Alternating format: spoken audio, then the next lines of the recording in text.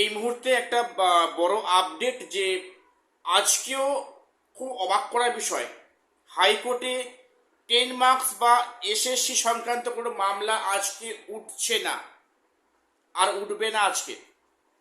এবং আগামী ডেট কবে সেটা এখনো জানা যায়নি। তো বিষয়টা কেন এমন হলো আমি সেটা নিয়ে আলোচনা করছি। এবং সত্যি আমরা কি কোর্টের ওপর আর আস্থা রাখতে পারবো কিনা এরপরে, সত্যি সে নিয়ে প্রশ্ন মনে আসছে। আমরা যতই বলি যে আমরা স্বাধীন ভারতের নাগরিক, সংবিধানের প্রতি বা বিচারের প্রতি আস্থা রাখাটা আমাদের একটা কর্তব্য বা উচিত, অবশ্যই মানছি। কিন্তু বাস্তব পরিস্থিতি, পারিপার্শ্বিক পরিস্থিতি কিন্তু আমাদের অন্য কথা বলছে যে আদৌ কি আমরা কোনো সমাধান পাবো বিচার ব্যবস্থার মাধ্যমে।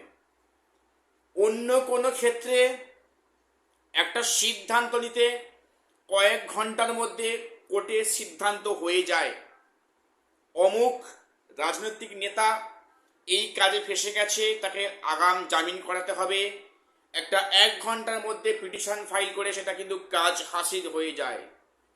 আসলে এটা তো শিক্ষা বিষয়ক মামলা, তো কাজেই সেখানে কারোর কোনো হেলদোল নেই, ও হচ্ছে হবে, কোনো সমস্যা নেই, আদি অনন্তকাল ধরে এটা প্রক্রিয়া কন্টিনিউ হবে। কারণ শিক্ষা বিষয়ক মামলা নিয়ে কিন্তু কারোর কোনো মাথা ব্যথা নেই। এটাই আমাদের ভারতবর্ষের মতো উন্নয়নশীল দেশে শিক্ষার চরম হাল, বলতে বাধ্য হচ্ছি, প্লিজ কেউ কিছু মাইন্ড করো না। তো আজকের এসএসসি এসএলএসটি সংক্রান্ত একাধিক মামলা শুনানি হওয়ার কথা ছিল। প্রত্যেককে আমাদের নজর ছিল যে হয়তো এক্সপিরিয়েন্সের 10 মার্কস বা এক্সপায়ারি অফ প্যানেল নিয়ে একটা শুনানি হবে।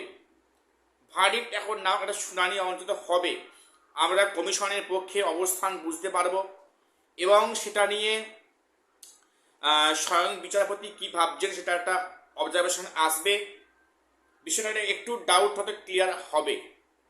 কিন্তু না, সে আশায় পুরোপুরি জল ঢালা হলো। এখনো অব্দি যা আপডেট যে এসএসসি সংক্রান্ত মামলা আজকের শুনানি হচ্ছে না, আর আজকে হবে না। এখন প্রায় তো 2টো বেজে গেছে, ওভার হয়েছে, আজকের মামলা কিন্তু হবে না। এবারে বিষয়টা পরবর্তী ডেট কবে সেটা নিয়েও আজকে এখনো কিছু জানা যায়নি, এটা পরের দিকে জানা যাবে। এবং কেন এই মামলাটা আজকে উঠলো না সেটা এখনই আমি এই মুহূর্তে কারণটা খুঁজে পাইনি।